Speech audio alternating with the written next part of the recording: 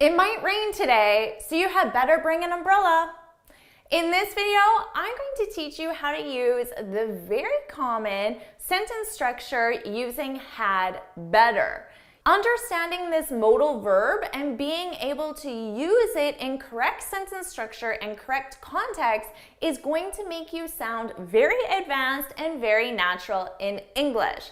Of course, I'm Jennifer from jforrestenglish.com, and this channel is dedicated to helping you sound like a fluent, confident, natural English speaker. Now, before we go any further, make sure you subscribe and hit that bell notification so you're notified every time I post a new lesson.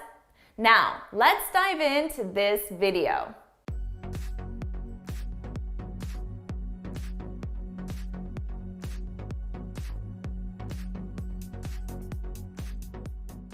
Had better. That's the sentence structure that you're going to learn today, and you're going to get really comfortable with this modal verb so you can confidently add it to your speech.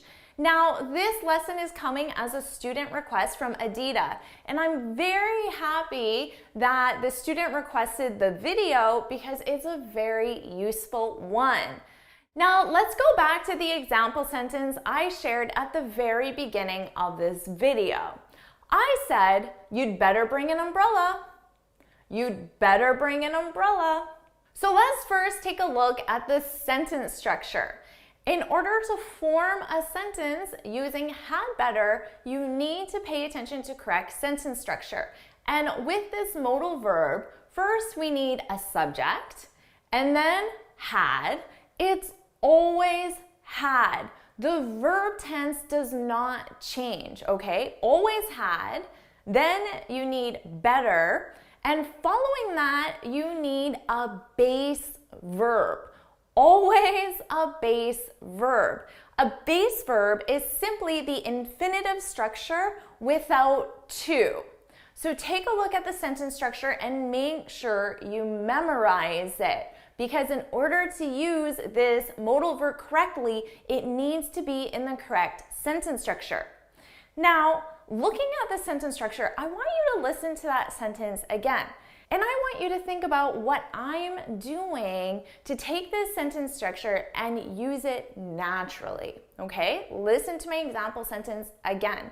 You'd better bring an umbrella. You'd better bring an umbrella. What do you notice? Well, do you hear me say had? A native English speaker would definitely hear it, but they don't hear the word had. All they hear is the d. And the reason why is because I'm forming a contraction. Now, I would say that a native English speaker is going to use the contracted form 95% of the time. So if you want to sound natural, which I assume you do, I highly encourage you to use the contraction. So of course, to form the contraction, we just take our subject and we take had, and we just take the D from had and we add it to our subject. Now we do that with every single subject. So let me show you an example with a different subject. I could say, they'd better file the report. They'd better file the report. So here, of course, I'm taking that D from had and I'm adding it to they. Now, for pronunciation, it's very subtle, okay? But the fact that you have better, you better, a native English speaker understands that there's only one sentence structure that uses that. And that's with this, you'd better. So we don't actually need to hear the had in order to understand what verb tense is being used. Now, if it's a little too difficult for you to use that contracted form now, that's okay, but I definitely encourage you to get comfortable listening to it because that's how a native English speaker is going to use this with you. I'm not gonna say, you had better. That doesn't sound natural to me. Let me give you another example sentence using a different subject, and I want you to tell me what's different this time. He'd better not be late. He'd better not be late. What's different? Well, of course, I made this negative. So you can use this in the negative form, and when you do, just know that you take not, that's how you make it negative, and the not comes before the base verb, which also means it comes after better. So whichever one is easy for you to remember it, that's fine. But the placement is always in that same place. And notice I'm still using that contraction.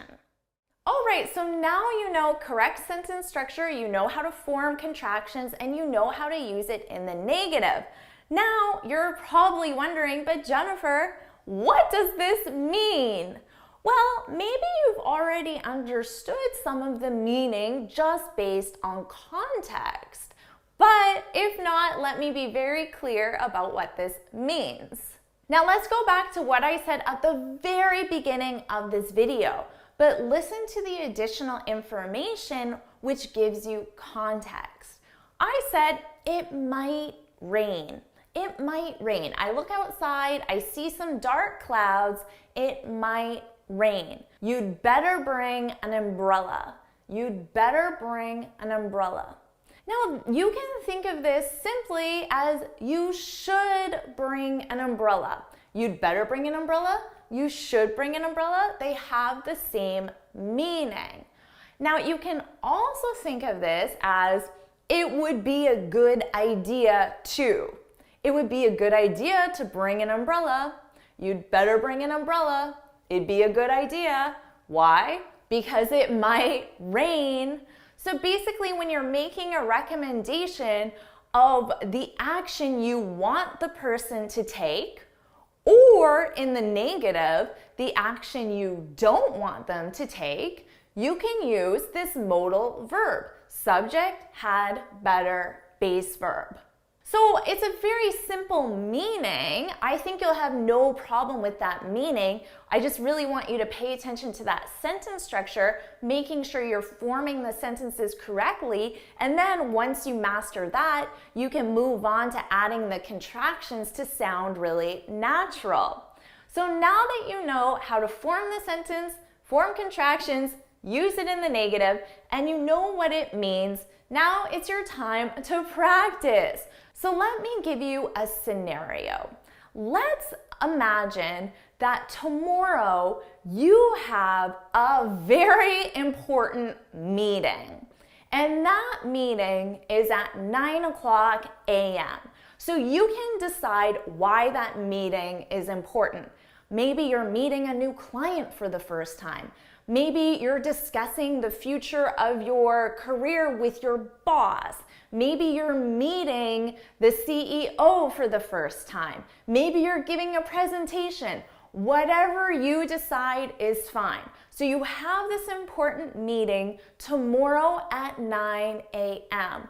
I want you to write a sentence in the comments using our modal verb and tell us something that you'd better do or not do to prepare for this meeting. So of course, to get you started, you could say, I have this really important meeting tomorrow. I'd better, and fill in the rest of the sentence. Of course, you can add more than one sentence as well. The more you add, the more practice you get. So maybe it's a good idea to form a sentence in the positive form and the negative form. And make sure you use that contraction. I can't wait to read your sentences.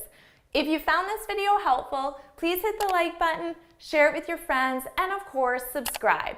Now, before you go, make sure you head on over to my website, jforrestenglish.com, and download your free speaking guide. In this guide, I share 6 tips on how to speak English fluently and confidently. And until next time, happy studying!